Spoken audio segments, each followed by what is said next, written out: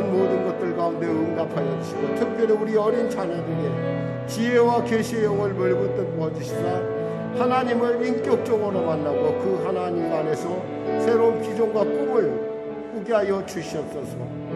군에 가 있는 우리 자녀 기억하여 주시고 붙잡아 주시옵소서. 감사하며 예수님의 이름으로 기도드립니다. 아멘. 사랑하는 자요, 사랑하는 자요, 내 영혼이 잘됨같이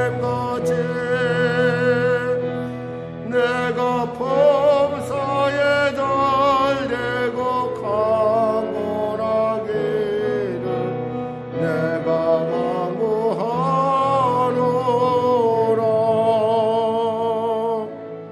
하나님 감사합니다. 오늘도 귀한 이 주일 예배 가운데 우리를 불러주시고 예수님을 알 수 있도록 은혜 더하심을 감사합니다. 말씀을 통하여 우리가 예수에 대해서 은혜를 나눌 때 그 예수가 나에게 멀리 있는 분이 아니오 바로 내 안에 성령으로 함께 계시며 내 신음소리를 들으시며 나를 돕길 원하시고 또 내 미래에 대해서 참 보시기에 좋았다고 하는 아름다운 비전을 갖고 계심을 알게 하여 주시옵소서. 그 놀라운 비전이 우리 안에서 성취되게 하여 주시고 우리의 기도가 땅에 떨어지지 않는 아름다운 하나님의 기뻐하심을 이루는 복된 씨앗이 되게 하여 주시고 우리의 삶을 통해서 날로 아름다운 모습으로 열매 맺어가는 경건의 실체를 가진 우리 성도들 되게 하여 주시옵소서. 감사하며 예수님의 이름으로 기도드립니다. 아멘.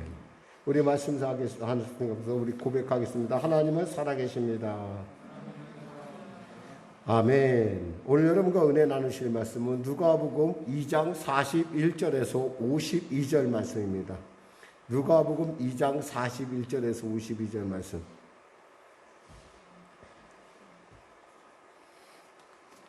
누가복음 2장 41절에서 52절 말씀. 우리 하나님 말씀 같이 합독하겠습니다. 교독하겠습니다. 여러분 읽고요. 저는 다 모든 걸 읽지만 여러분들은 교독하면 되겠습니다. 41절에서 52절까지입니다.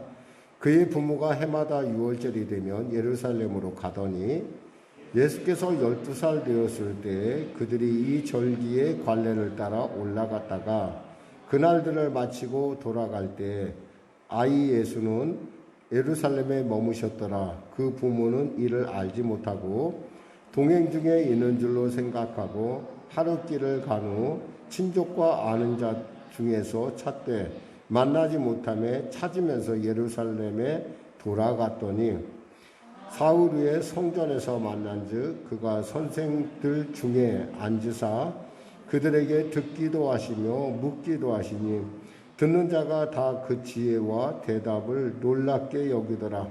그의 부모가 보고 놀라며 그의 어머니는 이르되 아이야 어찌하여 우리에게 이렇게 하였느냐.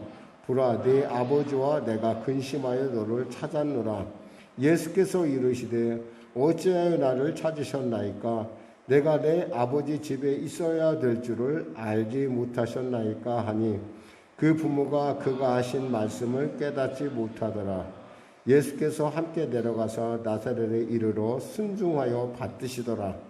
그 어머니는 이 모든 말을 마음에 두니라. 같이 합독하겠습니다.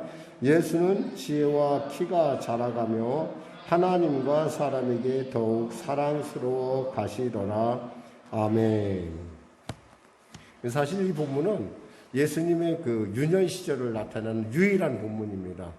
사실 여러분 생각하면 아니 예수님이 모든 전기가 그렇듯이 전기는 그 사람이 어디서 태어나서 어떻게 자라고 이 과정들이 있는데 어떻게 예수님은 이렇게 딱 하나 예수님이 바로 그 이 땅에서 사셨던 이 딱 한 부분만 남아있냐는 거죠.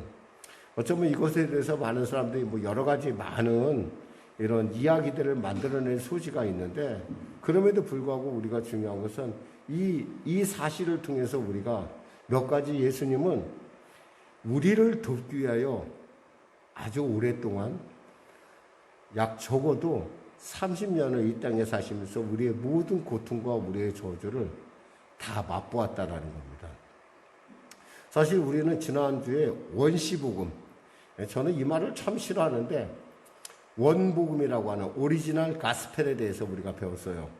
그 뭐냐면 창세기 3장 15절 말씀, 여인의 후손이 마귀의 머리를 깨뜨린다라는 그 사실에 대해서 우리가 알았어요.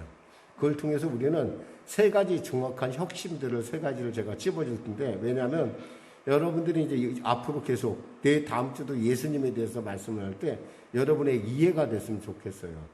첫째 뭐냐면 여인의 후손이라는 말 안에서 뭐냐면 우리가 느낄 수 있는 첫 번째 핵심이 뭐냐면 이 예수님은 죄가 없이 오셨다는 거예요. 아담의 핏줄을 타지 않았다는 거예요. 즉 아담으로부터 전해지는 원죄로부터 자유로우신 분. 그리고 또 하나는 뭐냐면 여인의 후손이라는 말을 통해서 또 우리가 알 수 있는 것은 뭐냐면 이분은 바로 우리와 같은 모습으로 오셨다. 그러니까 후손이라는 말에서 우리와 같은 모습으로 오셨다는 거예요. 세 번째는 뭐냐면 마귀의 사탄의 머리를 깨뜨린다는 걸 통해서 우리가 알 수 있는 것은 바로 예수님의 그 대속, 우리를 위하여 십자가의 죽으심과 그 부활, 그리고 다시 오심이 확실하다는 사실이에요. 근데 그것이 뭉뚱그려져, 그것이 다 이렇게 한마디로 딱 합쳐지면 뭐가 되냐면 여인의 후손이 되는 거예요. 여자의 후손. 그러니까 정말 우리 여자분들은 굉장히 영광스러운, 그러니까 여자라는 이름 안에는 이렇게 영광스러운 뜻이 포함되어 있어요. 사실 우리 남자들은 어떻게 생각하면, 남자 구실을 잘 못해서 그래요. 왜냐하면 남자가 좀, 여자가 그렇게 얘기를 했어도, 그건 먹지 말라고 했으니까 먹지 않아야 돼 했으면 되는데, 먹는 통에 이게 이런 어려운 경우들을 겪고 됐고, 결국 여자가 아니면 인류의 구원이라는 것은 이루어질 수 없다라는 거예요. 그만큼 여성의 위치라는 것이 굉장히 중요한 것이죠. 오늘 본문을 통해서 우리가 알 수 있는 것은 그런 예수님이 우리와 같은 모습으로 오셨는데 그 예수님이 어떻게 살았냐라는 거예요. 사람들은 예수님을 생각할 때 처음 예수를 믿게 되면 사람들이 예수님은 나하고 전혀 동떨어진 분, 저 하늘에 계신 분, 그리고 멀리 계신 분, 이렇게 생각하는데 사실은 예수님은 우리를 이해하시기 위해서 이 땅에서 33년간을 사셨다는 거예요. 그러니까 여러분들 중에 혹시 물어볼 거예요. 우리 아마 재원이가 그리고 학교를 가고 또 이렇게 학교 가서 학교 다니면 아마 아마 우리 은혜까지도 그럴지 몰라요. 선생님이 여러분과 똑같이 밥을 먹고 여러분과 똑같이 화장실도 가고 여러분과 똑같이 그런다는 것 이해가 돼요? 저는 사실 예수님은 제가 예수님을 알고 나서 처음에 제 어렸을 때 주일학교에서 이제 그 여름성경학교에서 제가 예수님을 그러니까 이렇게 알았을 때는 마치 우리 선생님이 내가 처음에 초등학교 들어가서 선생님을 보듯이 우리 선생님은 화장실도 안 가고 똥도 안 싸고 밥도 안 먹는 분이죠. 먹지도 않고 친척도 아무도 없고 오직 그분 한 분인 줄만 알았었어요. 근데 제가 보니까 선생님도 아이가 있고 선생님도 화장실도 가고 선생님도 밥을 먹고 선생님도 똑같이 얘기한다는 걸 언제 알았냐? 중학교쯤 되니까 알더라고요. 그때 저는 좀 느렸는지 몰라도. 저는 그렇게 선생님을 참 좋아했어요. 저는 선생님을 좋아하니까 아마 공부를 좀 잘했던 모양이에요. 선생님을 좋아하는 게 중요한 것 같아요. 저는 아이들이. 근데 바로 저는 예수님에 대해서 그렇게 생각을 했었어요. 그랬는데 분명히 여기서 보니까 예수님은 어린 시절을 어디서 보냈냐? 나사렛에서 보냈어요. 그것도 적어도 나사렛에서 몇 년을 보냈냐? 18년 이상을 보냈어요. 여기서 보면 예수님이 물론 18년이나 30년의 세월을 그곳에 보냈지만 지금 우리가 여기서 생각할 수 있는 것은 예수님이 우리를 돕기 위해서 준비한 시간들이 결코 짧지 않다라는 거예요. 오늘은 예수님의 12살 때 이야기예요. 12살 때 이야기. 그러니까 12살 때 예수님이 어땠을까? 혹시 여러분 여기 12살, 우리 은혜가 몇 살인지 모르겠네, 은혜가. 근데 12살쯤 되는 그 사람은 지금 예수님의 어떤 이런 일들을 생각하면 돼요. 12살 난 아이인데 이 아이가 어떤 아이냐면 물론 아이라고 얘기하면 좀 여러분에게 좀 어떻게 들릴지 모르겠어요. 근데 우리가 이래야 예수님 우리를 위해서 얼마나 얼마나 하나님께서 우리를 돕기 위해서 얼마나 세밀하게 준비하시고 얼마나 열심히 기다려왔다는 걸 우리가 알게 돼요. 하나님도 기다리셨어요. 사람의 몸으로 오셔서 아기 때서부터 30살이 될 때까지 기다리셨어요. 그럼 여러분들도 살다 보면 좀 약간 실수도 하고 여러 가지 어려운 일들이 있을 거예요. 근데 여러분 그거 너무 속상하지 마세요. 처음부터 잘하는 사람은 없어요. 하나님도 이 땅에 오셔서 하나님의 아들인 독생자이신 예수님께서 이 땅에 오셔서 자그마치 30년이라는 세월을 지난 뒤에 하나님의 때가 됐었을 때 드디어 하나님의 아들로서 공생애를 시작했다라는 거예요. 그러니까 30년의 세월을 하나님은 준비시켰어요. 그럼 우리도 그러면 그 정도 이상의 준비가 필요하다는 거예요. 근데 우리는 너무 우리 자신에 대해서 마치 너무나 대단하게 평가를 하는 것 같아요. 하나님도 그랬는데요. 우리는 그렇다고 어떻게 좀 너그럽게 봐주시라 이 말이에요. 제가 이 말씀을 드리는 것은 여러분 주위에 있는 사람들을 볼 때 너그러운 눈빛으로 바라보시라 이 말이에요. 그리고 여러분 자신에 대해서도 너그러운 눈빛으로 봐줄 수 있어야 돼요. 그러니까 저 나이에 뭐 저렇게 철없어 그러지 마시고 철이 없을 수 있어요. 아직 완성돼가는 존재니까. 그 뭐 유행가 가사도 뭐 그런 말이 있더만요. 사람은 늙어가는 것이 아니라 뭐 익어가는 거라고. 그러니까 여러분은 지금 익어가고 있어요. 나에게만 그것이 적용되는 것이 아니라 내 뒤에 있는 사람들을 그 너그러운 모습으로 봐주시면 여러분의 인생이 한결 편해요. 무엇보다도 누가 편하냐? 내가 편해, 내가. 지금 예수님은 바로 우리에게 이 자람의 순간들을 통해서 우리로 알려주시는 거예요. 그리고 우리 자신을 돌아가면서 우리를 스스로 보면서 그래, 예수님도 그래, 30년이 걸려서 우리 인생을 이해했다는데 내가 어떻게 단순간에 사람들을 이해하고 사람들을 평가할까? 그럴 수 없다라는 거예요, 여러분. 더욱이 예수님 보니까 41절에서 42절 보니까 6월절이 되면은 예루살렘에 올라갔대요. 해마다, 그것도 해마다 올라갔다는 말이 중요해요. 이 과정은 있잖아요. 경건한 과정이라는 거예요. 유대인들은 적어도 1년에 3번은 예루살렘 성전에 올라가서 하나님을 만나야 됐어요. 그게 6월절, 오순절, 초막절. 이렇게 3번은 이렇게 만나러 가셨는데, 만나러 가는 게 바로 정상적인, 흔히 말해서 경건한 유대인들이 하는 일이에요. 근데 말이 그렇지, 여행을 갈 때 보니까 혼자 가지 않았대요. 모두 그들이 이 절기의 관례를 따라 올라갔다 그랬어요. 그들이란 뭐예요? 가족이 다 올라갔어요. 가족이. 예수님 동생들 들어서 모두가 아마 그냥 두기가 어려워서 그랬는지 몰라도 예수님의 가족이 아마 지금 예수님이 12살 됐었으니까 아마 그때 아마 적어도 예수님의 동생들이 3 내지 4 정도는 되지 않았을까 싶어요. 그러니까 그 대가족을 이끌고 요셉과 마리아가 어디를 갔어요? 예루살렘으로 올라갔다는 거예요. 사실 예수님은 12살이기 때문에 거기서 빠질 수도 있었어요. 근데 빠지지 않고 올라갔다는 건 뭐예요? 집안의 분위기가 경건하다는 거예요. 한마디로 하나님의 말씀을 지키는 일에 있어서 이 모두가 더욱이 한번 생각해 보세요. 요셉이 목수예요, 목수. 목수가 그렇게 존경받는 직업이 아니에요. 요즘 존경받는 직업이 무슨 직업이에요? 간단하게 얘기하면 요즘 존경받는 직업은 돈 많이 버는 직업이에요. 요즘 존경받는 직업이 돈 많은 직업이라고 요즘 그렇게 생각해, 사람들이. 그런데 그때도 비슷했을 것 같아요. 그때에도. 왜냐하면 유대인들은요, 금전에 굉장히 밝아요, 이 사람들은. 특징이. 그 세계의 거상이라는 거상은 다 유대인이라고 생각하면 돼요.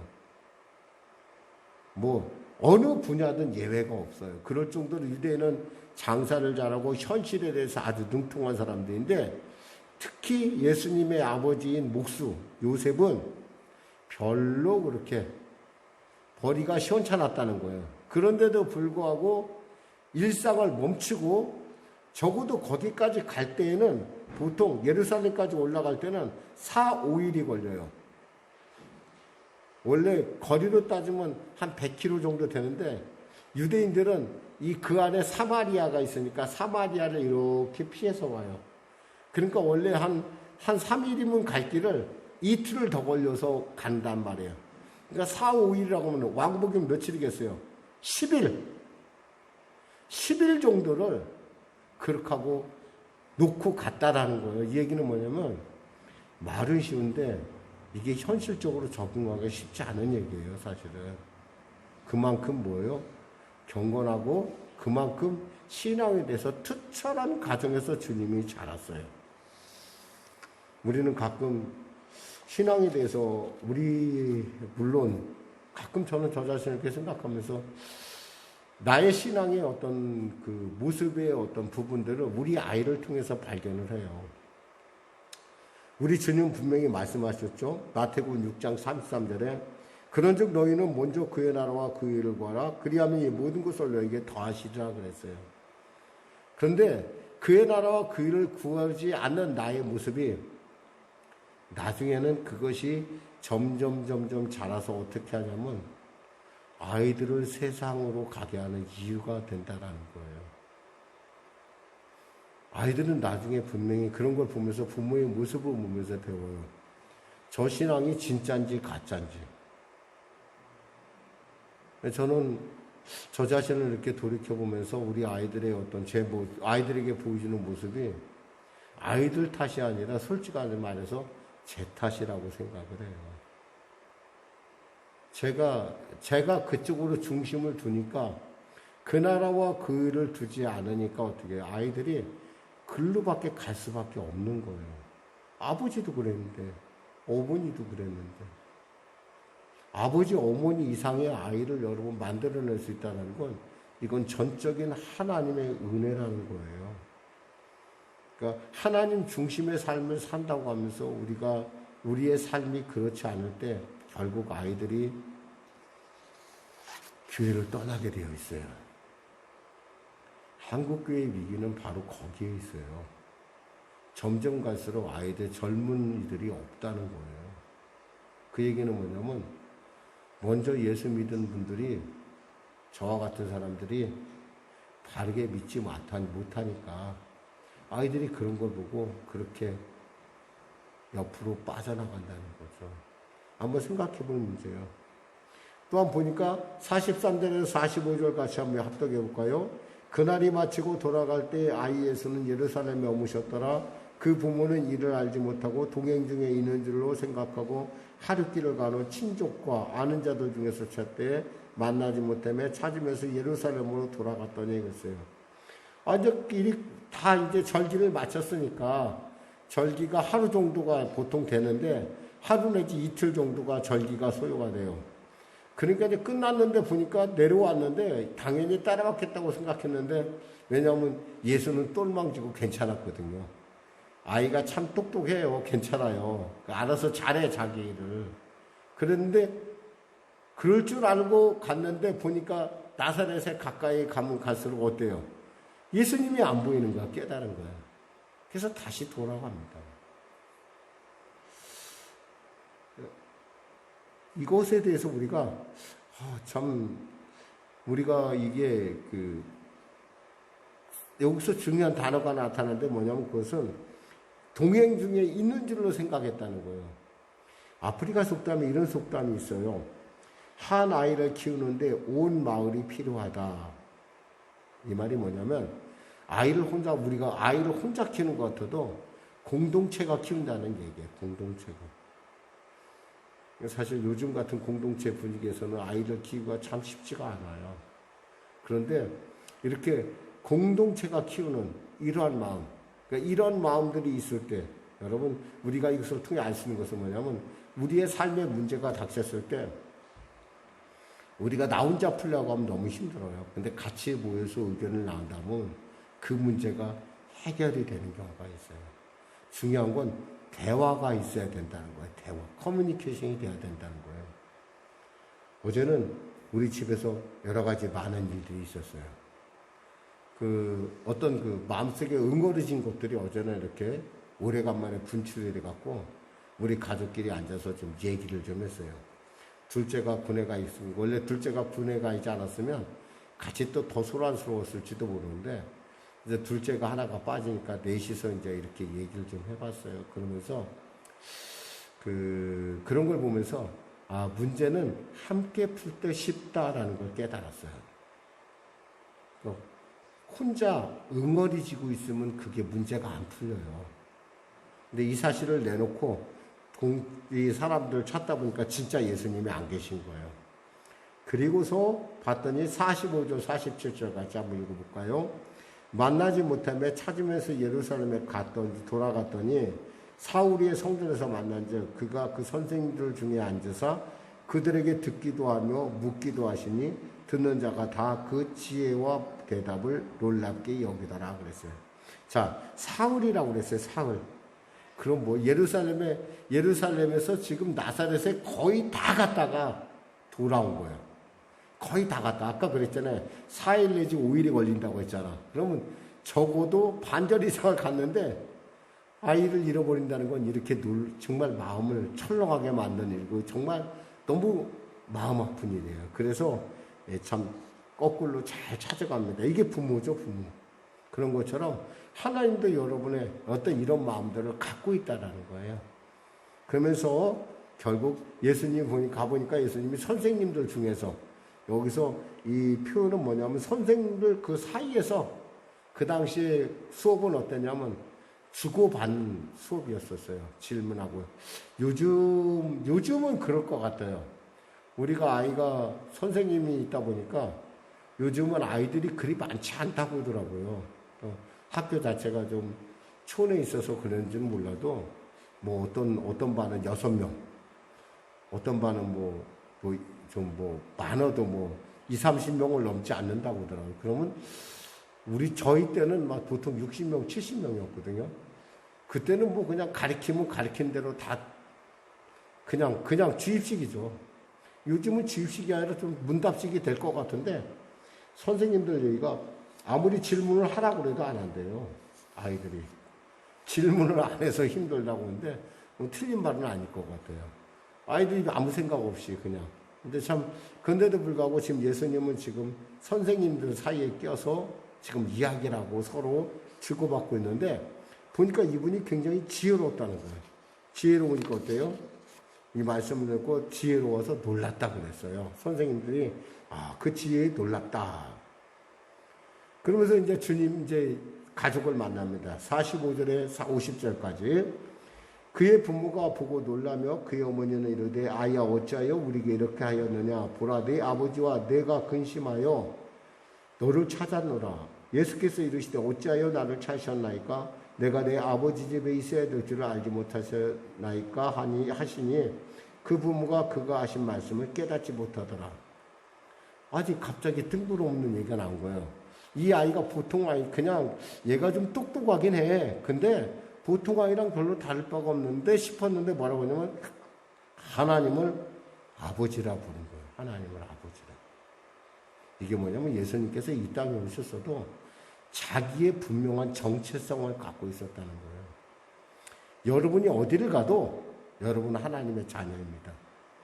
여러분이 어떤 모습, 어떠한 형태, 어떠한 지금 처지에 몰려있는지 몰라도 여러분은 하나님의 자녀라는 사실입니다.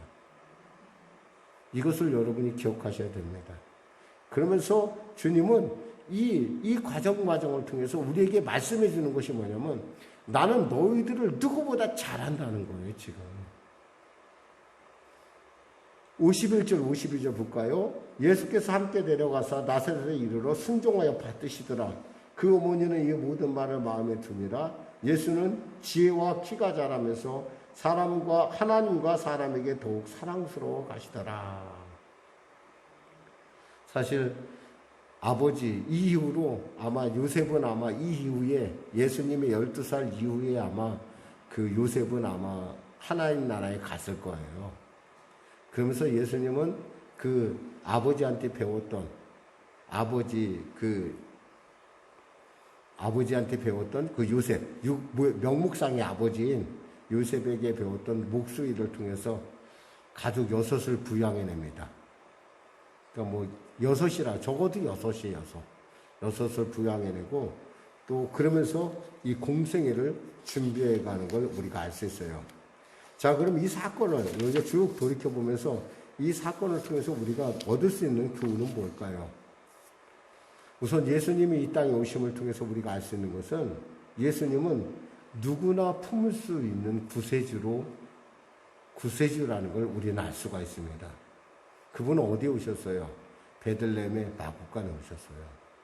그리고 그분이 어디에 이 땅에 오셔서 처음 탄생해서 어디에 누웠냐? 짐승의 구유, 짐승의 먹이를 주는 구유의 통에 그분이 당신의 몸을 누이셨습니다. 그리고 또 어떻게 하셨어요? 사람들이 예수님이 왔다는 데서 관심이 없었어요. 요한복음 1장 11절 말씀처럼 자기 땅에 오매 자기 백성을 영접하지 아니하였으나 그랬어요. 그리고 또 사람들에게 어땠어요? 멸시받았어요. 마가복음 6장 3절에 보니까 이렇게 얘기를 해요. 예수님이 지금 나사렛에서 30년 정도 살았는데 이렇게 얘기합니다. 이 사람이 마리아의 아들 목수가 아니냐? 야고보와 요셉과 유다와 시몬의 형제가 아니냐? 그 누이들이 우리와 함께 여기 있지 아니하냐 하며 예수를 배척한지라 그랬어요. 즉 마리아는 뭐예요? 과부의 아들이고 또 뭐예요? 목수의 아들이고 그리고 보니까 가장으로서 지금 적어도 여기서 보니까 자녀만 6을 낳았어요. 자녀만 6. 목사님 어떻게 하는니까 여기서 한번 읽어보세요. 야고보와 요셉, 유다와 시몬 그리고 또 뭐라고 했냐면 그 누이들. 그러니까 적어도 6명이에요. 어머니까지 하면 7명. 자기까지 하면 8명. 이 8명의 대가족을 부양하면서 살아왔어요. 더욱이 이 성경에는 잘 나와 있지 않지만은 이 예수님의 삶이 얼마나 정말 정신없이 살았는지 그럼에도 불구하고 정말 최선을 다했다는 거예요. 이유는 뭐예요? 히브리서 4장 15절 말씀처럼 우리에게 있는 대제사장은 우리의 연약함을 동정하지 못하실 리가 아니요 모든 일에 우리와 똑같이 시험을 받으신 이로되 죄는 없으십니다. 우리를 돕기 위해서 예수님은 이렇게 가장으로서 7명에 6명에 이르는 동생들 그리고 홀로이신 어머니 그리고 자신까지 열심히 부양했던 것으로 우리가 알 수 있어요. 또한 이 예수님은 그래서 그보다 더 가난한 사람, 예수님보다 더 가난하고 낮은 사람을 돌아볼 수가 있었다는 거예요. 만일에 예수님이 황제로 왔다고 한다면 우리 같은 사람 만나기도 어려웠을 거예요.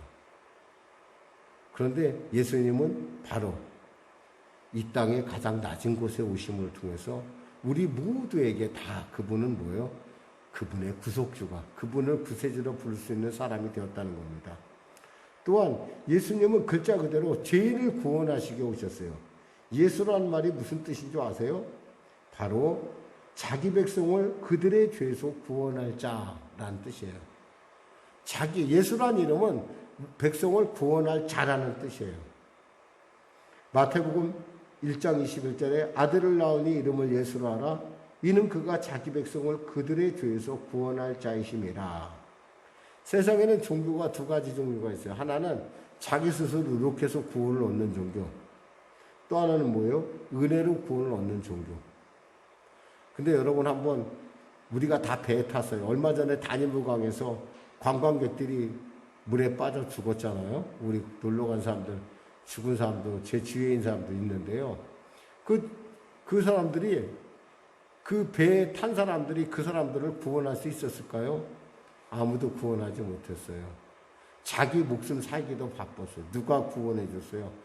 구원선이 와서 그들을 건져줘서 구원해 줬어요.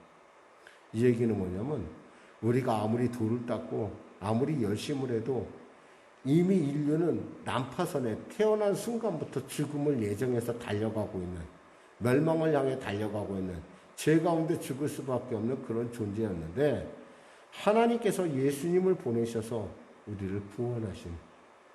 그러면서 여러분 있잖아요. 아이 뭐 어디로 가든 구원받으면 돼. 이런 얘기를 하시면 안 된다는 거예요. 그래서 사도행전 4장 12절에 다른 이로서는 구원을 얻을 수 없나니 천하 인간에게 구원을 얻을 만한 다른 이름을 우리에게 주신 일이 없음이니라. 다른 이로서는 구원이 없어요. 여러분. 이걸 우리가 알면은 아 그래 아무거나 잘 믿어봐. 그냥 그래도 안 믿는 것보단 낫지. 이런 얘기 못해요.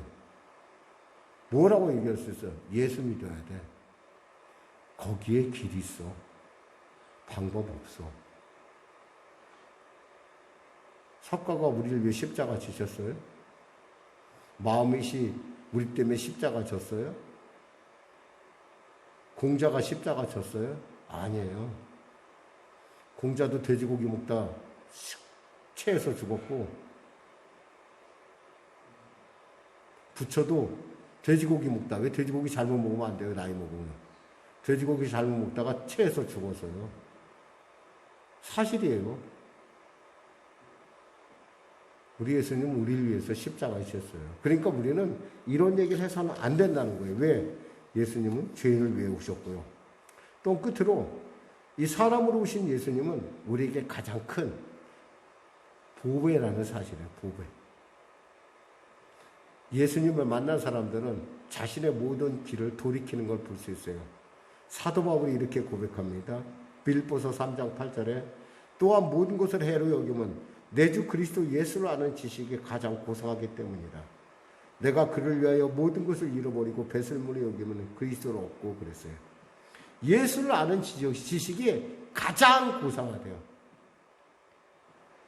그렇게 똑똑하고 로마 시민권을 가지고 그를 보낼 정도로 부유한 집안의 출신인 사도 바울이 예수님을 만나고 났더니 그의 인생의 모든 걸 다 버리고 예수님을 쫓았다는 걸 알아야 돼요.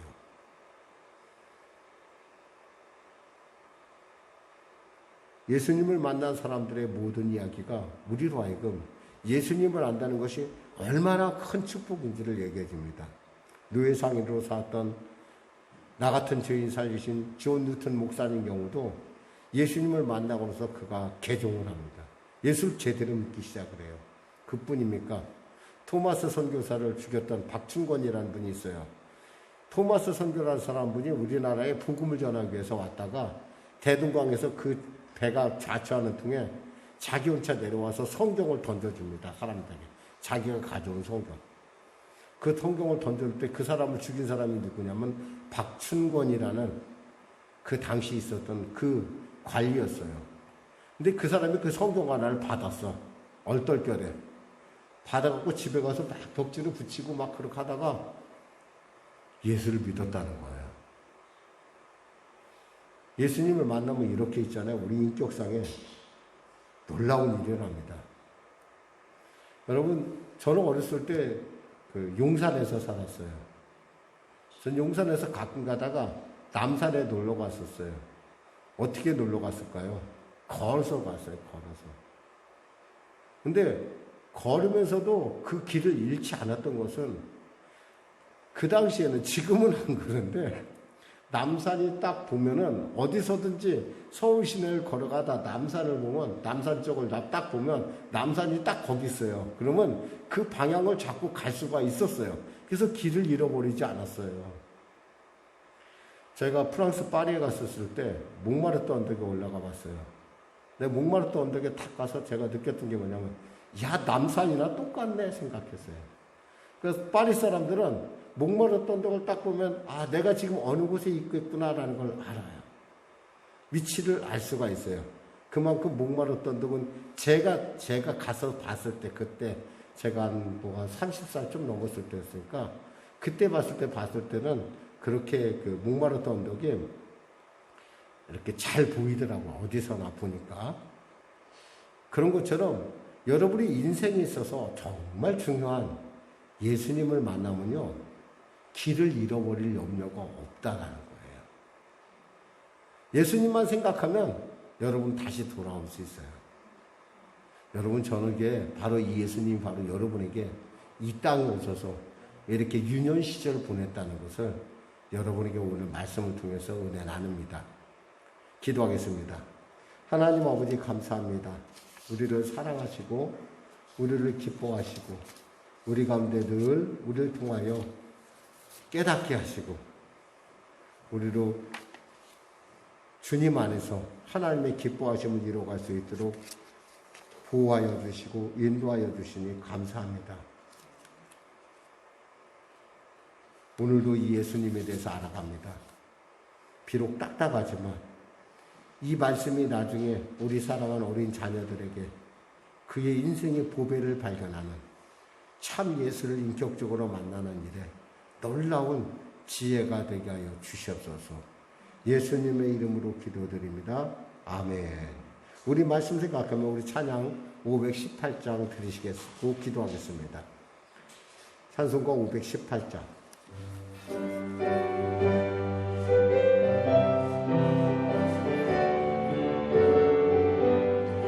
기쁜 소리 들리니 예수 구원하신다. 만민에게 전하라. 예수 구원하신다. 주님 명령하시니 산을 넘고 물 건너 온 세상에 전하라. 예수 구원하신다.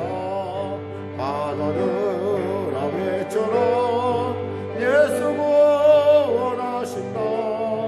모든 죄인 들으라. 예수 구원하신다.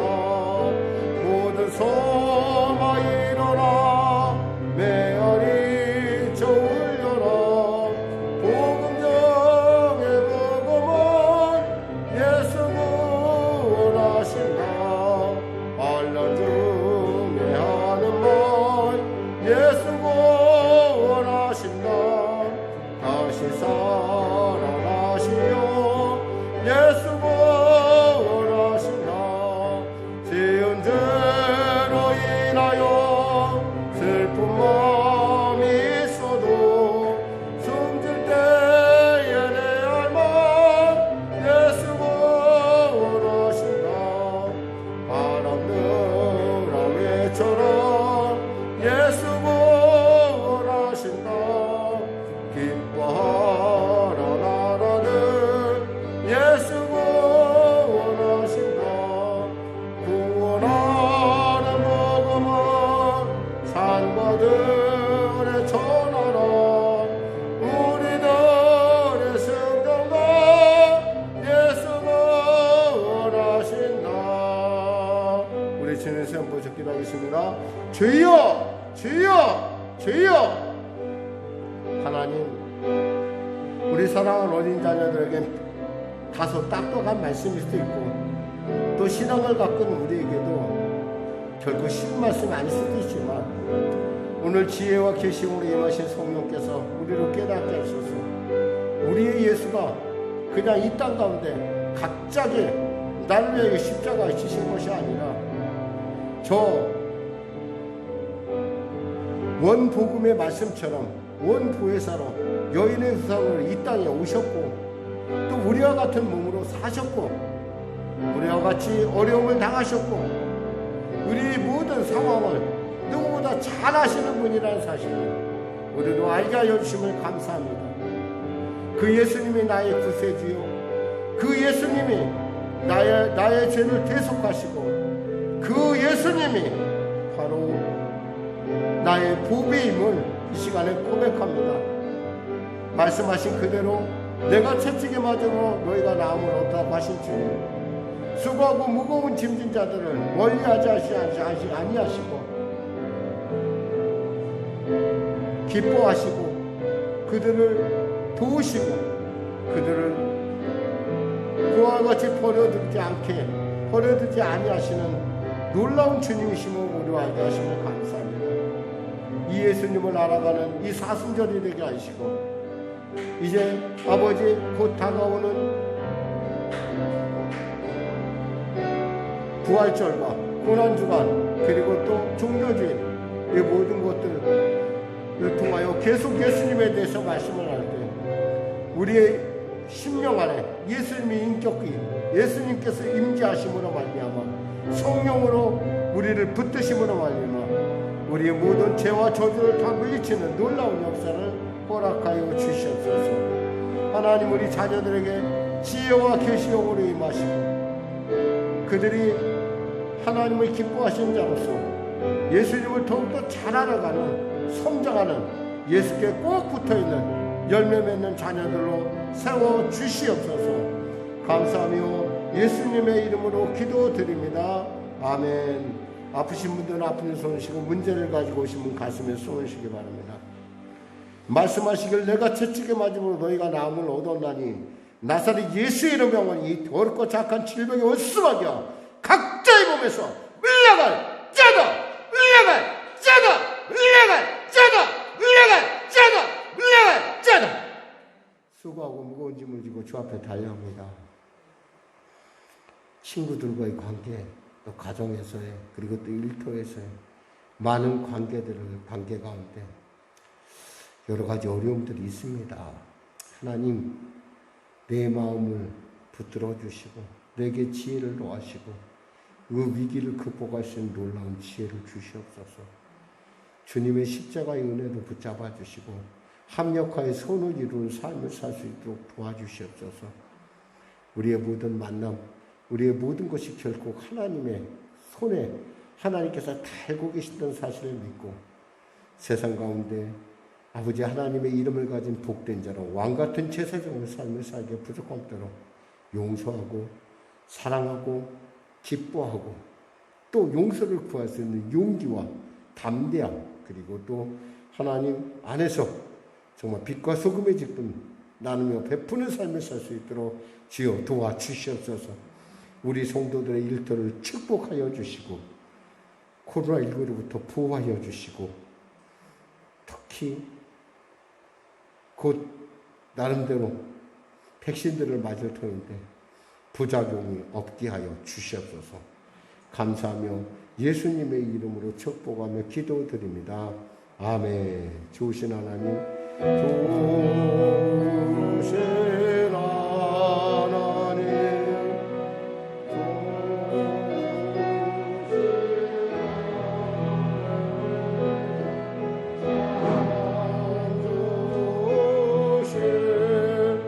나의 하나님. 하나님께 감사의 말씀드리겠습니다. 우리 다 같이 일어나서 찬송가 633장 드리겠습니다. 나의 하나님 받으소서.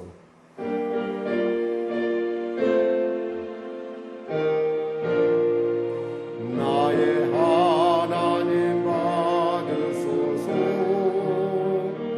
주께 드리는 예물은 소리 높여 감사로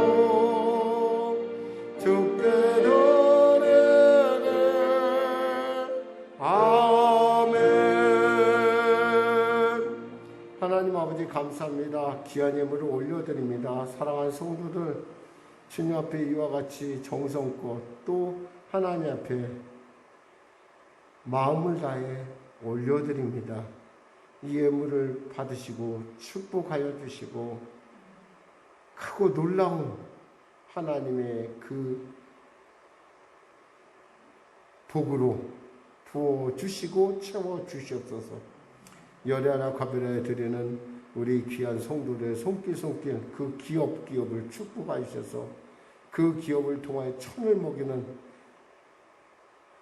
하나님 세상 가운데 선한 영향력을 끼치는 기업들이 자라나게 하여 주시고 또한 그 기업이 더욱더 발전하여 나누고 베푸는 일에 귀하게 쓰임받는 귀한 기업 되게 하여 주시옵소서. 감사의 무심자에게 더 큰 감사는 선교의 무심자에게 삶의 지경이 확장되는 은혜를 건축의 무심자에게 장막의 복을 특별히 특별작정으로 나가는 기도들 가운데 특별한 응답을 더하여 주시옵소서. 이 물질이 쓰여지는 곳에 우리가 섬기는 교회와 또 우리가 섬기는 민족과 그리고 우리가 섬기는 단체 가운데 하나님의 놀라운 은혜가 동일하게 임하게 하여 주시옵소서. 예수님의 이름으로 축복하며 기도드립니다. 아멘. 우리 주기도송 하시고 축도하시면 예배를 마치겠습니다.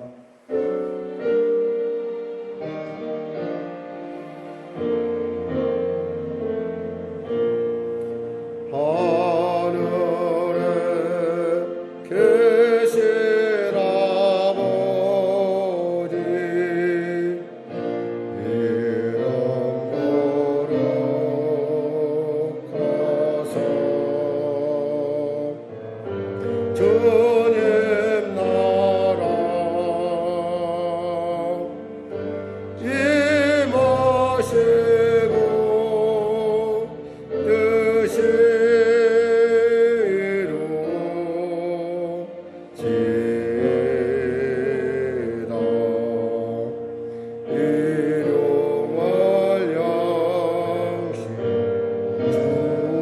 주시고 우리들의 군대 다 용서하시고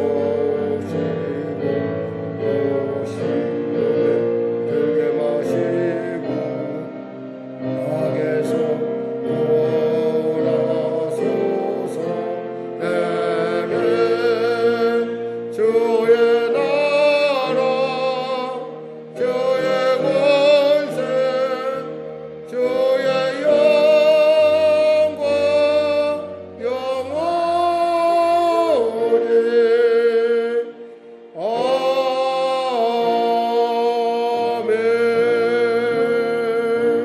아멘. 지금은 우리 주 예수 그리스도의 은혜와 살아계신 아버지 하나님의 놀라우신 사랑과 성령님의 내주 동문의 역사 충만 풍성 능력 주심 깨닫게 하심 지혜 주심이 주일 예배 참석한 우리 성도와 자녀와 범사 가운데 지금부터 영원토록 함께 하시길 간절히 축원하옵나이다. 아멘.